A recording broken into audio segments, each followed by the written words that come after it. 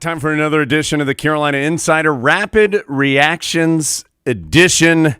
Carolina's final non-conference game of the regular season, final game of the 2024 calendar year, and it's a successful one. Tar Heels outscore Campbell 97-81. I'm not even sure that final score tells the story. The Tar Heels led by more than 20 for a large majority of the second half, led by nearly 30 with a couple of minutes to go. Campbell got hot, made a bunch of threes near the end to make the final score a little closer than perhaps this game actually was. So we're going to talk about this. I talked to Hubert Davis. Adam talked to RJ Davis, who had a historical night for the Tar Heels as he became the first Carolina player ever to make 300 or more three-pointers in his career. He becomes, obviously, Carolina's all-time leader in that category, and he wasn't even the leading scorer. That was Ian Jackson, who had 26, giving him 50 points in the last two games. He becomes the first Tar Heel freshman to have 20 or more in back-to-back games since Cole Anthony. Adam, a lot of kind of individual nuggets to talk about out of this one, because we're going to talk about Cadeau as well, who had a double-double. But good to see Carolina back in action.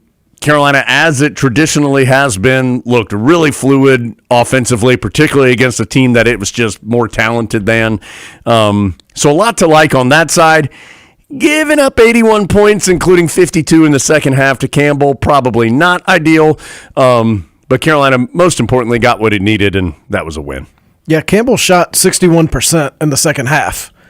Tar Heel shot 62.5. What you got for that, Lucas? I think, like a couple other times this year, I think almost everything you could say offensively would be positive and probably just stop there. Yeah. And some things defensively that weren't as good. But as you said, if the game had ended like 37 minutes in, we'd be saying different things. So I do think it is kind of amazing that we're about to head to 2025 and Carolina's still kind of becoming what they are. Like now you're just starting to see, RJ Davis and Ian Jackson together. I like that. But the Tar Heels didn't have Seth Trimble. So how does that all fit together? It's still a work in progress. Well, Adam, I do think, at least to me, that is the biggest storyline coming out of this game is RJ Davis and Ian Jackson's ability together on the floor. And Ian Jackson has been one of the most productive Tar Heels here over the last month or so. He's now averaging better than 15 points per game, well over that for the last 6 games. Put in 26 today, 9 of 16 from the field. He hit a couple threes. He was 3 of 8, got to the line and made 5 of his 7 free throws there as well. And you'll hear Hubert Davis say this when I talk to Coach in a few, but having Davis and Jackson on the floor together, especially when Ian Jackson's making moves like that, it just makes Carolina really hard to guard. Well, and I think what you see in this package is it's not like Ian Jackson is on some tear shooting threes. Right. And it's not, he can't replicate it for a month at a time. He can do what he did tonight for a month at a time because that's how he plays. That's how we've seen him play since he got to campus. So I do think he is becoming what he really is. If he can, as you said, 3 of 8 from 3, if he can shoot about like that from 3, and you have to guard him out there, then he's really tough to guard because he's capable of going by anybody. It doesn't matter if it's Campbell, Louisville, or anybody. He's quick enough to go by anybody if they have to come up and guard him. Tyler Zeller, who was our analyst on the radio broadcast, I thought he made a really good point when we were talking in postgame about this topic. And he said one thing that makes that such an effective combination is that they can both play on the ball or off the ball, and they are successful. I think Ian Jackson probably is a little better than RJ Davis on the ball, just with his full, complete skill set because of his size. But when you have both of them off the ball and Elliot Cadeau running the show when he is doing it at a high level like he did this evening, that makes a difference. And Cadeau has had a tough stretch here. From Maui on, his numbers have been about even when it comes to assists and turnovers. Tonight, though, 12 assists, 3 turnovers, and particularly in the second half, it felt like he was in control of the game. And a fair amount of that happened in the half court, which I do think is a good sign because we know Carolina can play up tempo and run up and down. Can they score in the half court? They ran a really nice play in the first half that they've just added in here in the last couple of weeks where Cadeau ran the pick and roll and fed Van Allen Lubin for a dunk. I mean, he's been really good in that pick and roll, and now you add these 2 other guards with him. Carolina has this bounty of guards. Most teams don't have that number of backcourt guys to guard 3 really talented players, 4 if you add Trimble. And also, by the way, Carolina has Drake Powell. I mean, as we have known since August, the Tar Heels are stacked in the backcourt. Yeah. It's figuring out how to put them together to make this the best version of the Carolina team it can be. And we're starting to see some of those pieces being moved around the board. And so, and real fast before we get to our interviews, I did think Jalen Washington was notable tonight. He had 10 points, and again, it's Campbell. Carolina's better than Campbell, and that's not a knock on the Camels. Second time this year he's been in double figures, but you were talking about replicating things with Ian Jackson. It feels like he can replicate what he did against Campbell, no matter of the opponent, and that is fight for rebounds, get a couple dunks when he gets a nice pass from Cadeau, block a shot or two. Like, if he can do that, it just gives you an option in the post. It doesn't have to be feed him on the block and he makes a move, although he did that nicely one time and just missed the shot. It just has to be that stuff. If he can do that consistently, I think it eases the issue a little in the post. If Carolina goes on a run in the ACC, I think we look back at Jalen Washington's rebound and basket against UCLA as one of the biggest plays of the season. Yeah, a forgotten moment in that game for sure. It was huge for that game, and if he can just keep doing what he did tonight, it could be huge for his season because you don't have to score 20 and get 14 rebounds. You could score 10 and get 7 rebounds, and that would be exactly what this team needs. And if that's what enables Tim to unlock the idea that, okay, that's what I have to do. I don't have to do it all. Just keep the defense off the perimeter guys, and you're doing exactly what you need to do. All right, we've talked a lot. Let's let you hear from some guys you want to hear from. That's Hubert Davis and R.J. Davis. Adam spoke with R.J. I spoke with Coach Davis after the game. We'll get to those, come back, and wrap things up quickly here on the Carolina Insider Rapid Reactions Edition presented by Modelo. Sorry, Coach Davis giving me a hard time in here, Dave, but it's all in good fun. Look, the Tar Heels beat Campbell. That's all we're worried about, 97-81, the final score. Coach, an impressive offensive performance from your team. You shoot 57%. You hit 10 three-pointers.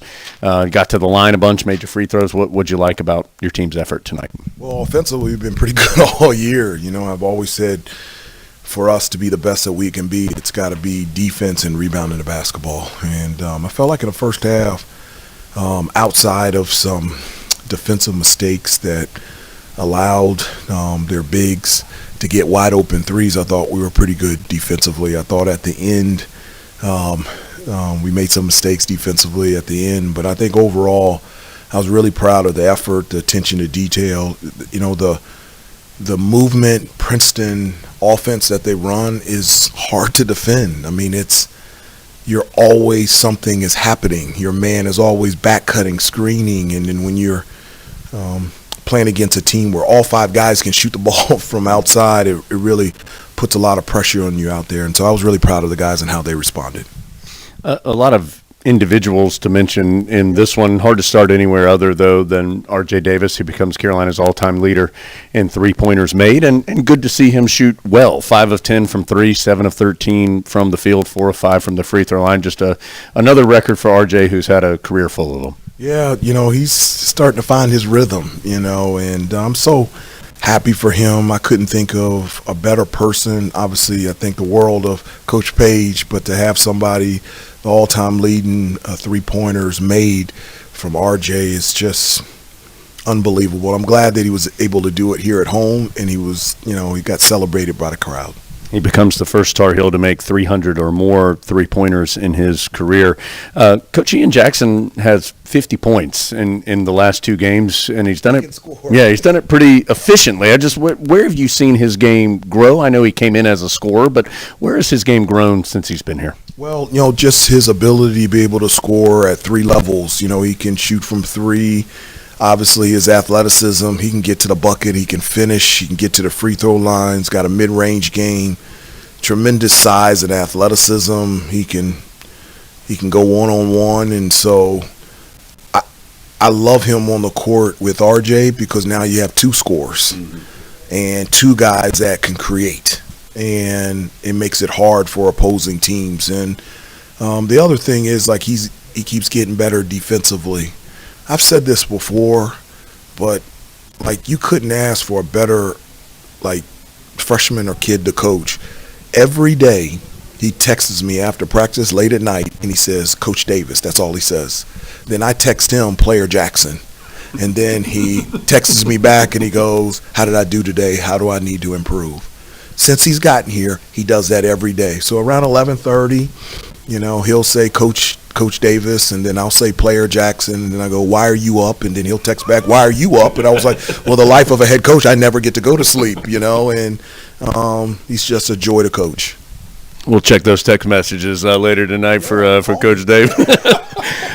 Two more things, Coach. Elliot Cadeau Elliott's had a solid season. He's had some issues with turnovers as of late. Career high 12 assists, 3 turnovers today. What'd you like from what he did this evening? I liked in the second half he had 0 turnovers. Those 3 were in the first half, and before the game I challenged him. I said, you can get a double-double in points and assists just getting out of the bed. He goes, I'm going to do that, and I'm going to do that with 0 turnovers. So at halftime I reminded him of that, and he got 0 turnovers in the second half. But he does his ability to create, just instinctively find open teammates, and then he can hit from 3. He can finish with either hand around the basket. I was really proud of him. I thought he played really well today. Last thing, this does it for non-conference play. Where's your assessment of where this team is? I know there are a couple of those games that you would have liked to have finished a little differently, but heading into conference play, where is your head at and where's your team at in your mind? I think we're in a good spot in terms of having a clear picture of where we need to get better, where we need to improve, and what we need to maintain. I've said before, I'm not moving off of this. The success or lack of success for this team is going to be tied to defense and rebounding. It doesn't matter who we play. It can be our next opponent, Louisville, or it could be the Los Angeles Lakers. Like, we've got to defend and we got to rebound. And if we do that with the way that we can score on the offensive end, we'll be in it every game. Nothing but ACC action in the regular season remains for the Tar Heels as they beat Campbell tonight 97-81. Coach, congratulations on the win. Thanks for your time. We'll talk to you soon. All right, talk to you soon. That's Huber Davis. We'll check Coach Davis' cell phone for those text messages, Dave, a little bit later. But that's Coach in the Continental Tire, Coach's Corner. Alongside R.J. Davis, his hand's still smoking, so he's got ice on it because he is now Carolina's all-time leader in three-point field goals made. It didn't take you any time. Before the first TV timeout, you're like, we're going to go ahead and do this. Yeah. You've got your name in the record book plenty for North Carolina. What does this one mean?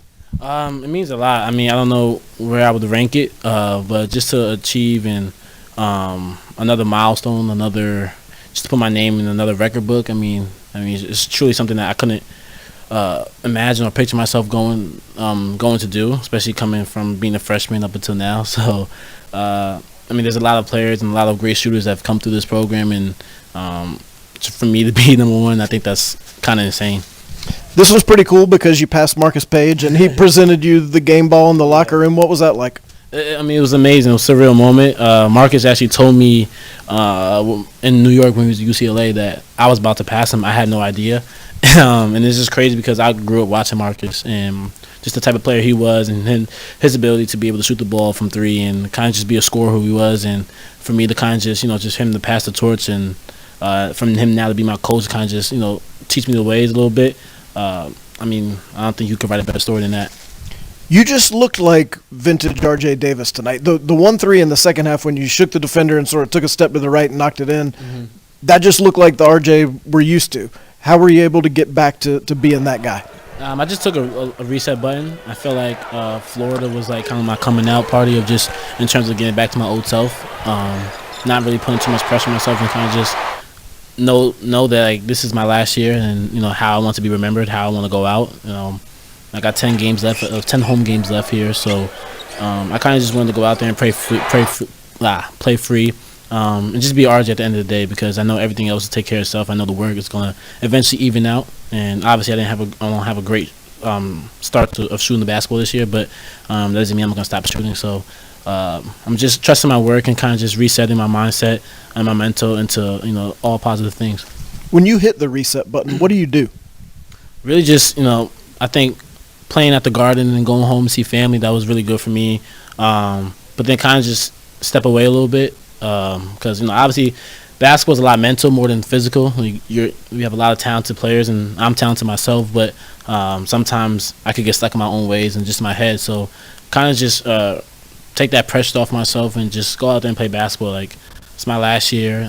I done seen the ins and outs of this game. I've been playing tough games, so I done seen it all. So it's kind of just like, just go out there and hoop at the end of the day. The rest will take care of itself. So that's been my mindset lately.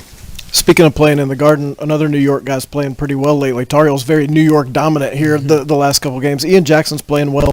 What have you guys figured out about playing together that makes Carolina more dangerous offensively?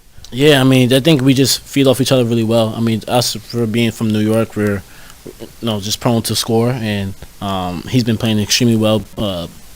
He had his coming out party in the Garden. I was super happy for him because he had his family and friends there. But I think we're just we know each other in terms of when to score and when to look for each other. And I think Elliot and Seth and the rest of the team do a good job of kind of just finding us in our rhythm. So we're doing a good job of just kind of just playing off each other in terms of everybody. It's not just me and Ian, but I feel like we're just doing a good job of knowing each other's spots. All right, if we're going out to the three-point line right now, and we got Hubert Davis, Jeff Lebo, Marcus Page, and R.J. Davis, who do you want to take that shot? I'm taking myself. I know Marcus got the double clutch 3 against Nova, but I'm going to take me. What does Coach Davis think? Coach Davis thinks that he said he's not going to be able to move. He can do spot shots, but I'm still taking myself, and I'm pretty sure Lebo thinks the same. But it doesn't matter what they think because this guy's the all-time leader in the record book. R.J. Davis, Carolina beats Campbell. R.J., thank you. Appreciate it.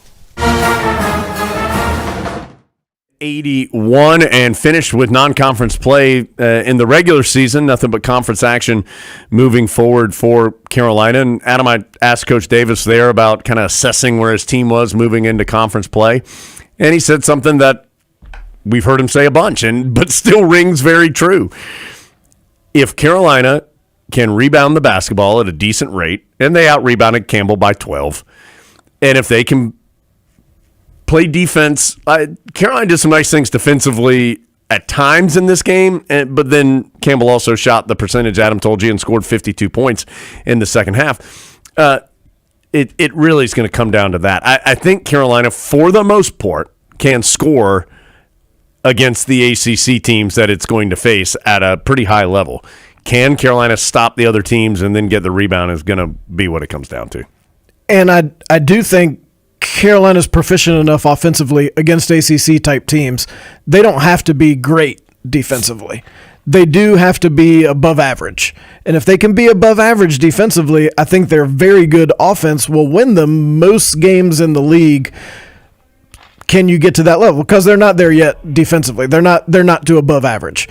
That's the challenge over the next couple of months. And it's a tough start. I mean, they have started. They've beaten Georgia Tech already, but in this nothing but conference play moving forward, not easy going to Louisville, to Notre Dame to get things started. So Carolina will do that this upcoming week. But for tonight, Heels close 2024, the calendar year, and close non-conference play in the regular season with a win. 97-81 the final score, Heels over Campbell. That'll do it for us on the Rapid Reactions edition of the Carolina Insider, all brought to you by our friends at Modelo.